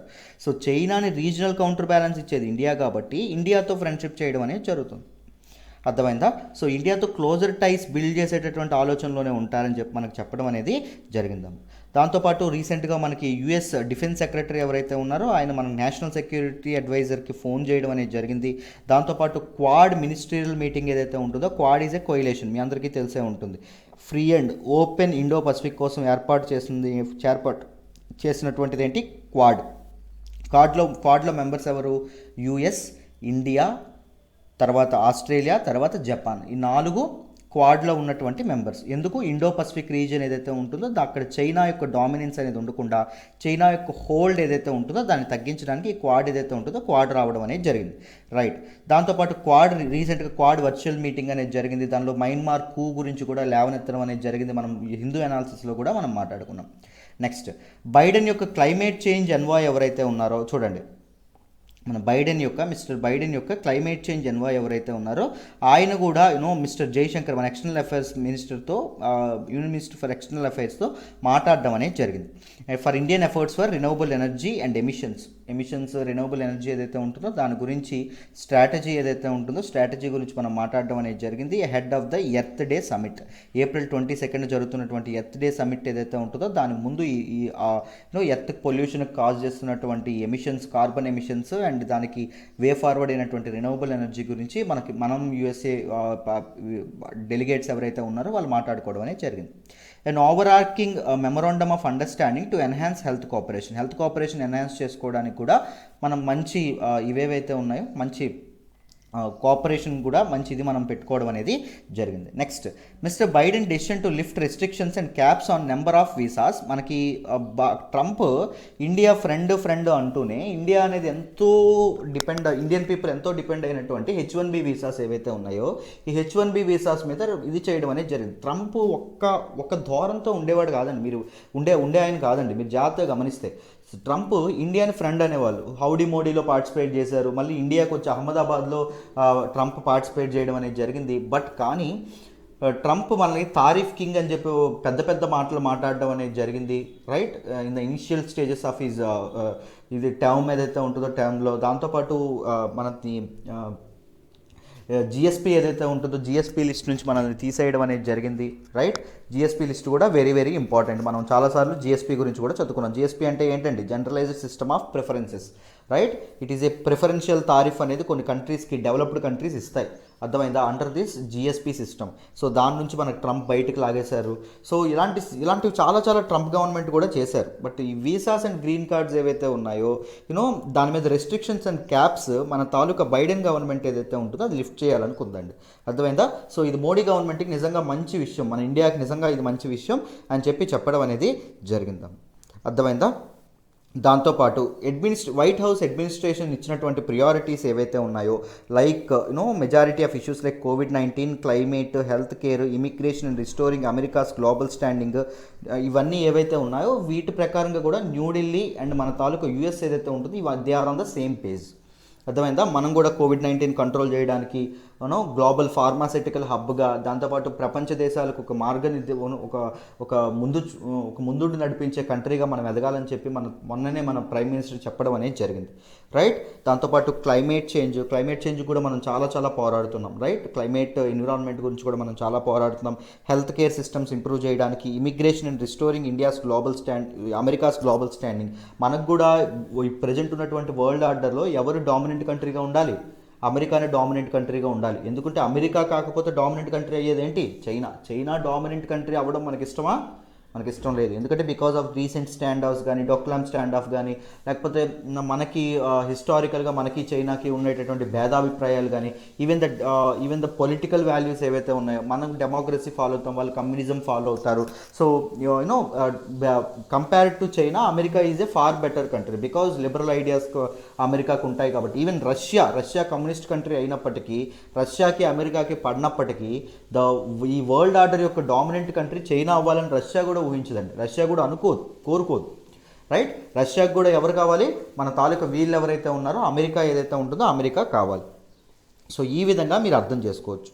Next, China on horizon. పోనీ ఇద్దరు ఇవేవైతే ఉన్నాయో చూడండి, ఈ రెండు రిలేషన్ ఏదైతే ఉంటుందో, మన తాలూకా ఇండియా యుఎస్ రిలేషన్ ఏదైతే ఉంటుందో దాన్ని ఇంకాస్త దగ్గరికి తీసుకొచ్చినటువంటి ఫ్యాక్టర్ ఏంటి అంటే చైనా అండి. మీరు జాగ్రత్తగా గమనిస్తే China, right. So there is no doubt that China's aggression at the line of actual control in early 2020 brought India and US closer. So 2020లో ఏం జరిగింది? LAC దగ్గర స్టాండ్ ఆఫ్ మొదలవ్వడం అనేది జరిగింది. అప్పుడు మనకి ట్రంప్ చాలా మారల్ అండ్ మెటీరియల్ సపోర్ట్ మనకి ఇస్తానని చెప్పడం అనేది జరిగింది. తర్వాత ఒక స్ట్రాటజికల్ అగ్రిమెంట్స్ ఏవైతే ఉంటాయో అవి కూడా మనం చేసుకోవడం అనేది జరిగింది, రైట్. డిఫరెంట్ స్ట్రాటజిక్ అగ్రిమెంట్స్ ఏవైతే ఉన్నాయో, మిలిటరీ లెవెల్ అగ్రిమెంట్స్ ఏవైతే ఉన్నాయో అవి కూడా మనం చేసుకున్నాం. హుటాహుటిన అప్పటి వరకు మలాబర్ ఎక్సర్సైజ్లో పార్టిసిపేట్ చేయడానికి హెసిటెంట్గా ఉన్నటువంటి ఇండియా కూడా మలాబర్ ఎక్సర్సైజ్ ఏదైతే ఉంటుందో మలాబర్ ఎక్సర్సైజ్లో పార్టిసిపేట్ చేసింది. మలాబర్ ఎక్సర్సైజ్ ఇస్ ఏ ఫస్ట్ మొన్నటి వరకు ట్రైలేటరల్ ఎక్సర్సైజ్ అండి. ఎవరెవరికి అయ్యేది? ఇండియాకి, యుఎస్కి, జపాన్కి అయ్యేది. ఇప్పుడు కొత్తగా ఎవరు వచ్చారు? ఆస్ట్రేలియాని ఈ సంవత్సరం, గత సంవత్సరం 2020లో యాడ్ చేయడం అనేది జరిగింది. సో క్వాడ్ గ్రూపింగ్, ఇందాక చెప్పాను క్వాడ్ గ్రూపింగ్ గుర్తుందా? Quadrilateral security. So quad grouping ఏదైతే ఉంటుందో క్వాడ్ గ్రూపింగ్ కూడా మలాబర్ ఎక్సైజ్ మొత్తంలో ఉండడం వల్ల that is a strategic advantage for ఇండియాకి నిజంగా అదొక స్ట్రాటజిక్ అడ్వాంటేజ్ అని చెప్పి మనం చెప్పుకోవచ్చు. అర్థమైందా? సో ఇండియా అనేది యుఎస్ అనేది గ్రేటర్ మిలిటరీ కోఆపరేషన్కి, ఇంటెలిజెన్స్ షేరింగ్కి, దాంతోపాటు యూనో జియోస్పేషియల్ డేటా షేరింగ్ ఏదైతే ఉంటుందో వాటి గురించి కూడా సపోర్ట్ చేస్తానని చెప్పడం అనేది జరిగింది. ఈవెన్ మలాబర్ ఎక్సైజ్ కూడా ఇది అవ్వడం అనేది జరిగింది, రైట్. దాంతోపాటు ముఖ్యంగా అమెరికాకి చైనా అనేది చాలా చాలా పెద్ద థ్రెట్ అండి. ముఖ్యంగా ఎక్కడెక్కడ డిఫెన్స్లోని, ట్రేడ్ అండ్ టెక్నాలజీలోని చాలా పెద్ద దీనిగా ఉండడం అనేది జరిగింది. బట్ ఇఫ్ చైనా లాంటి అంత కాంపిటేటర్ అయినటువంటి చైనాని ఎదుర్కోవాలంటే there should be a regional counter balance, and that regional counter balance will be provided by India. There is no doubt about it. ఎందుకంటే రష్యా మీరు చూసుకుంటే, మీరు ఏషియాలో రష్యా కూడా ఉంది. రష్యా చూసుకుంటే రష్యా ఈజ్ మళ్ళీ రష్యా చైనాకి ఫ్రెండ్గా ఉంటుంది, right. Russia is not an enemy for China, but though we are not exacting any strong power అని చైనా. మనం చైనాని స్ట్రాంగ్ పవర్ ఇదవనప్పటికీ చైనాకి మనం ఆఫ్ కోర్స్ ఆపోజిటే, అదందరికీ తెలిసిన విషయమే. అర్థమైందా? చైనాతో గుడ్ కోఆపరేషన్ కావాలి, చైనాతో డైలాగ్స్ కావాలి, చైనాతో రీజనల్ కోఆపరేషన్ కావాలని మనం ఎంత మాట్లాడుకున్నా చైనా వాల్యూస్కి మన వాల్యూస్కి, చైనా ఐడియాలజీస్కి మన వాల్యూస్కి చాలా చాలా డిఫరెంట్ ఉంటుంది, రైట్. దట్ ఈస్ ఆ విధంగా మనం అర్థం చేసుకోవచ్చు. Latest executive order on securing America's supply chains. For example, Mr. Biden has sought actions in areas such as pharmaceuticals, where India is a major producer and could be a hit if the US insists on localizing production. ఇక్కడ ఏం చెప్పారో చూడండి. రీసెంట్గా Biden white House administration ఏం చేసింది అంటే, America supply chains ఏవైతే ఉన్నాయో వాటిని సెక్యూర్ చేసుకోవడానికి, అమెరికన్ సప్లై చైన్స్ అంటే అమెరికాలో ఫైనల్ గూడ్స్ ప్రొడ్యూస్ అవుతుంది, but the supply chains different దగ్గర నుంచి వస్తాయి. It wants to secure it supply chains. తన తాలూకా ఇదేదైతే ఉంటుందో, ఐ మీన్ దాన్ని ఏమంటామమ్మా, మన తాలూకా అమెరికా యొక్క సప్లై చైన్స్ ఏదైతే ఉంటుందో అమెరికానే ఇది అవ్వాలని చెప్పి అనుకోవడం అనేది జరుగుతుంది. It wants to localise the production అమెరికాలోనే సప్లై చైన్ ఉండాలి. దాంతోపాటు మామూలుగా ఒక కంట్రీ ఏం చేస్తుంది, ఒక final good product different countries నుంచి తీసుకోవడం అనేది జరుగుతుంది కదా. అలా కాకుండా అమెరికాలోనే రా మెటీరియల్, అమెరికాలోనే ఫైనల్ ప్రోడక్ట్. ఆలోచించండి, అమెరికాలోనే రా మెటీరియల్, అమెరికాలోనే ఫైనల్ ప్రోడక్ట్. సో దానివల్ల ఏం జరుగుతుంది, మిగిలిన కంట్రీస్ యొక్క ట్రేడ్ అనేది దెబ్బతింటుంది కదా. ఇప్పుడు రా మెటీరియల్స్ ప్రొడ్యూసింగ్ కంట్రీస్ లాంటి ఇండియా ఏదైతే ఉంటుందో, ఇప్పుడు మనం ఫార్మాసిటికల్స్ ఇండస్ట్రీ అనేది మనకు చాలా పెద్దది. మనం ఎంత పెద్దదైనా కొనేవాడు లేకపోతే మనం ఎన్ని తయారు చేసుకొని ఏంటి, వేస్ట్ కదా, వృధా కదా. సో ఫార్మాసిటికల్ ఇండస్ట్రీ లాంటివి డెవలప్ అవ్వాలి అంటే అమెరికా ఇలాంటి ఆర్డర్స్ అనేవి ఇది చేయకూడదు. లోకలైజింగ్ దేర్ ప్రొడక్షన్ అనేది చాలా చాలా తప్పు, right. That will be a threat to India, that will be problem to India అని చెప్పి మనం చెప్పుకోవచ్చు.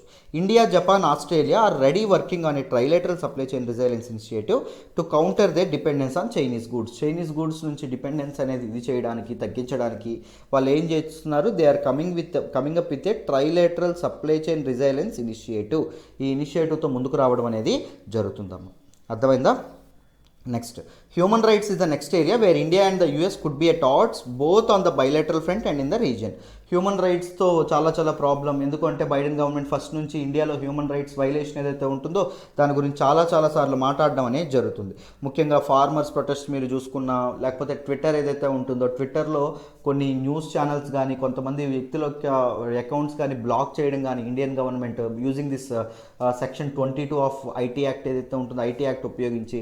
దాంతోపాటు మీరు జాగ్రత్తగా గమనిస్తే, ఐ మీన్ జమ్మూ అండ్ కాశ్మీర్లో ఇంటర్నెట్ బ్యాన్ ఏదైతే ఉంటుందో ఇంటర్నెట్ బ్యాన్ విధించడం కానీ, రైట్, ఇలాంటివి ఏవైతే ఉంటాయి. దాంతోపాటు ఇంటర్నేషనల్ ఏజెన్సీస్ అయినటువంటి ఆమ్నెస్టీ ఇంటర్నేషనల్, హ్యూమన్ రైట్స్ కోసం పనిచేసేటటువంటి ఉంటాయండి. Amnesty international, green peas, compassion international, ఇలాంటి వాటి తాలూకు అకౌంట్స్ సీజ్ చేయడం అనేది జరిగింది. Indian government Indian accounts seize చేయడం అనేది జరిగింది. దీస్ థింగ్స్ ఏవైతే ఉంటాయో they will be a threat. So అలాంటివి ఎందుకంటే బికాజ్ బైడెన్ గవర్నమెంట్ ఏం చేసింది, సెంటర్ ఆఫ్ దేర్ పాలసీ మామూలుగా బైడెన్ గవర్నమెంట్ యొక్క ఫారిన్ పాలసీ సెంటర్ హ్యూమన్ రైట్స్ని పెట్టుకోవడం అనేది జరిగింది, right. So Biden's commitment to put human rights at the centre of the foreign పాలసీలో హ్యూమన్ రైట్స్ అని పెట్టారు. సో హ్యూమన్ రైట్స్ వైలేషన్ ఎక్కడైనా జరిగింది అనుకోండి, ఇప్పుడు రీసెంట్గా చైనాలో వీగర్స్ ఇష్యూ జరుగుతుంది, హ్యూమన్ రైట్స్ వైలేషన్ అనేది జరుగుతుంది. రైట్. ఈవెన్ మయన్మార్ ప్రొటెస్ట్లో కూడా హ్యూమన్ రైట్స్ వైలేషన్ అనేది జరుగుతుంది. రైట్, డిఫరెంట్ ఏరియాస్లో హ్యూమన్ రైట్స్ వైలేషన్ ఏదైతే జరుగుతుందో దానికి ఎప్పుడు అమెరికా అనేది చాలా దీనిగానే ఉండడం అనేది జరిగింది. కాశ్మీర్ ఇష్యూలో ఎప్పటి నుంచో డెమోక్రాట్స్ అందరూ పాకిస్తాన్ స్టాండ్ తీసుకోవడం అనేది జరుగుతుంది. Because the violations by Indian government of కాశ్మీర్లో సెక్యూరిటీ పేరుతో నేషనల్ ఇంటిగ్రిటీ అండ్ సావరెంటీ పేరుతో ఏం చేశారు అక్కడ, మన తాలూకా ఇవేవైతే ఉంటాయో ఇంటర్నెట్ బ్యాన్స్ కానీ ఇవన్నీ చేయడం అనేది జరిగింది. అర్థమైందా? అదే మనకి ఇక్కడ చెప్పడం అనేది జరిగింది. Right, and the both are one is the largest democracy and other one is the oldest democracy is America, largest democracy is India. So being shared with equal democratic principles equal గా share చేసుకోవడం వల్ల these both countries ఏవైతే ఉన్నాయో both మన India and US ఏవైతే ఉన్నాయో అవి the mention concerns over the కూ బై ద ఆర్మీ ఇన్ మయన్మార్లో మన తాలూకా మిలిటరీ కూ ఏదైతే ఉంటుందో మిలిటరీ కూని కండెమ్ చేయడం అనేది జరిగింది. ముఖ్యంగా కాకపోతే అమెరికా అనేది కాస్త దూరం వెళ్ళి శాంక్షన్స్ కూడా విధించడం అనేది జరిగింది, చాలా స్ట్రిక్ట్గా చెప్పింది. సో సూకీ గవర్నమెంట్ ఏదైతే ఉంటుందో, నేను మీకు ఎవరికైనా మయన్మార్ కూ గురించి తెలియకపోతే నేను బర్నింగ్ ఇష్యూస్లో వీడియో చేశాను, ఒకసారి డీటెయిల్డ్గా చెప్పాను, దానిలో ఒకసారి చూడండి.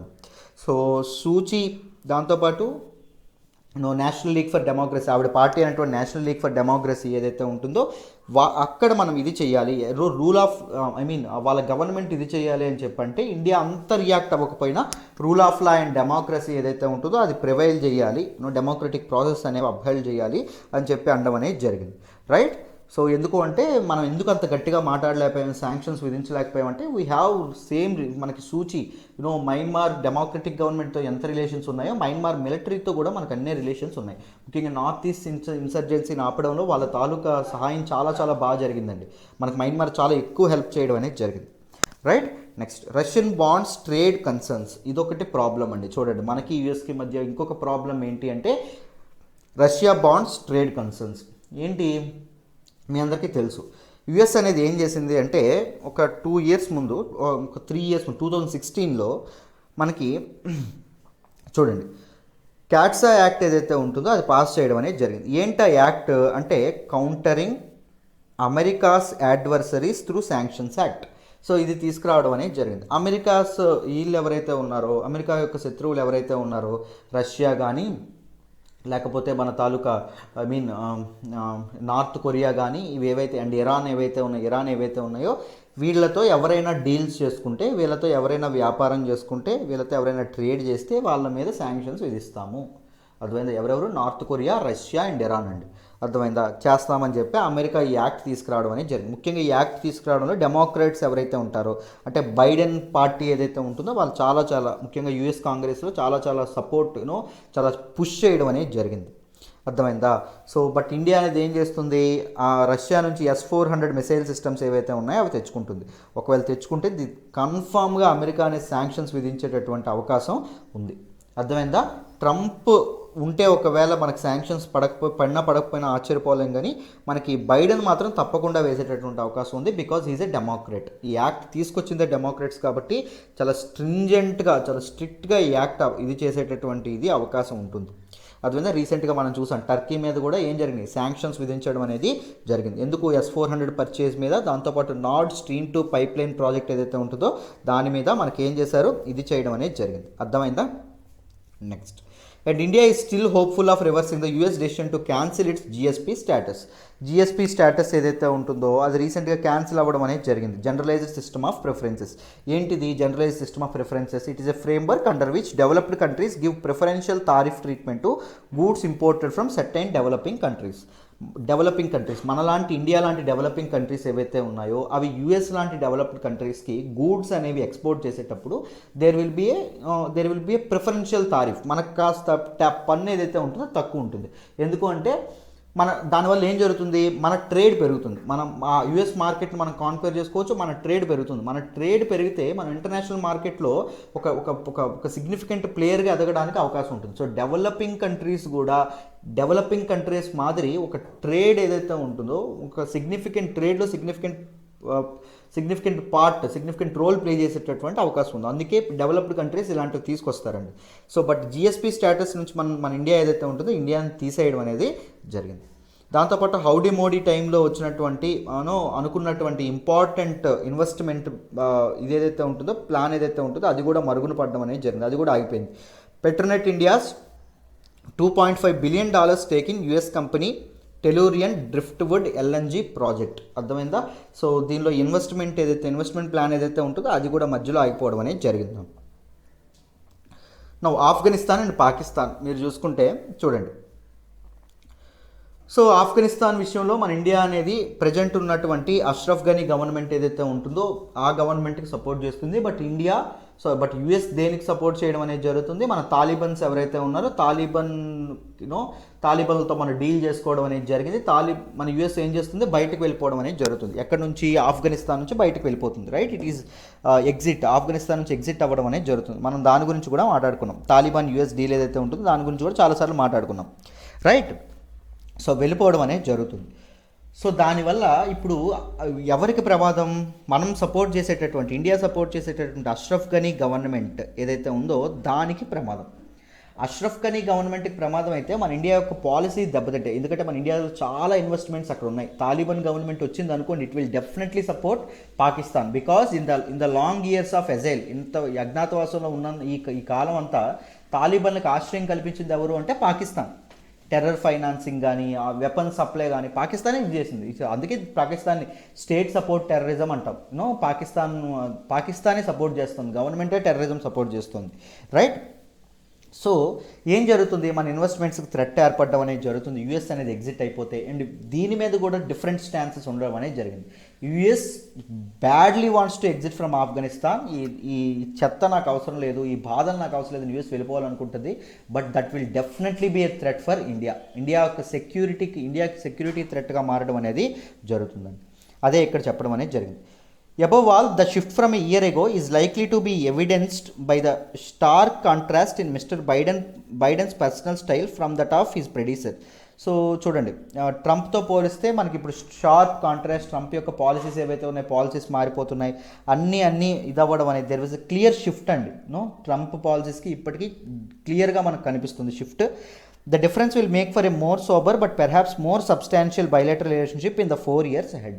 సో ట్రంప్ సేమ్ అలాగే బైడెన్ ఇండియాతో రిలేషన్స్ మెయింటైన్ చేయొచ్చు, బట్ యాజ్ ఎ పర్సన్గా మన మిస్టర్ మోడీ ఎవరైతే ఉన్నారో నరేంద్ర మోడీ, ప్రైమ్ మినిస్టర్ నరేంద్ర మోడీతో అంత రిలేషన్ మెయింటైన్ చేయకపోవచ్చు. ముఖ్యంగా ట్రంప్ మెయింటైన్ చేసినంత క్లోజెస్ట్ టైస్ అయితే నరేంద్ర మోడీతో మన బైడెన్ ఎవరైతే ఉన్నారో ఆయన చేయరండి. అర్థమైందా? చేసే అవకాశమే లేదు. దట్ ఏదో స్మాల్ డిఫరెన్స్ అనేది తప్పకుండా ఉంటుంది. ఈవెన్ ఒబామా మోడీ మధ్య ఉన్నటువంటి ఆ క్లోజ్నెస్ ఏదైతే ఉంటుందో ఆ క్లోజ్నెస్ కూడా మన వాళ్ళు మెయింటైన్ చేయకపోవచ్చు. ఎవరు మెయింటైన్ చేయకపోవచ్చు? బైడెన్. సో ఆ డిఫరెన్స్ ఏదైతే ఉంటుందో ఇండియా యుఎస్ రిలేషన్స్ ఏవైతే ఉన్నాయో కాస్త నెమ్మదిగా సాగేటటువంటి అవకాశం ఉంది. But there will be a substantial bilateral relationship in the 4 years ahead. Substantial రిలేషన్షిప్గా కూడా ఇది ఎదగొచ్చు because of the Chinese factor, ముఖ్యంగా చైనీస్ ఫ్యాక్టర్. రైట్, మనల్ని యుఎస్ని కలిపి ఉంచేటటువంటి థ్రెడ్డే China. Right, if there is no China and US never care about India, US never wants to care about India. Just China నుంచి రీజనల్ థ్రెట్ ఉంది కాబట్టి India యొక్క అవసరం అనేది యుఎస్కి ఉంది. అర్థమైందా? ముఖ్యంగా ఇండో పసిఫిక్ రీజియన్లో చైనా యొక్క అగ్రెషన్ పెరిగిపోతుంది కాబట్టి అది కంట్రోల్ చేయాలి, అది కట్టడి చేయాలంటే ఎవరు ఉండాలి? మన ఇండియా అనేది ఉండాలి. So this is all about this article అమ్మ. మీకు ఈ ఆర్టికల్ ఏదైతే ఉంటుందో డీటెయిల్గా మొత్తం అంతా ఎక్స్ప్లెయిన్ చేశాను, డీటెయిల్గా అర్థమైందని అనుకుంటున్నాను. ఇంత కాంప్రహెన్సివ్గా మీరు చదువుకుంటే మీకు చాలా హెల్ప్ అవుతుంది. అండ్ ఇఫ్ యూఆర్ మీరు కరెంట్ అఫైర్స్ ఫాలో అవుతూ ఉంటే, ఇష్యూస్ ఫాలో అవుతూ ఉంటే, బ్యాక్గ్రౌండ్స్ తెలుసుకుంటూ ఉంటే మీకు ఎడిటోరియల్ చదవడం 10 నిమిషాలు కూడా పట్టదు. అర్థమైందా? రైట్, ఈ విధంగా అర్థం చేసుకోవాలి. ఏవైనా డౌట్స్ ఉంటే నాకు ఒకసారి you can text me through WhatsApp.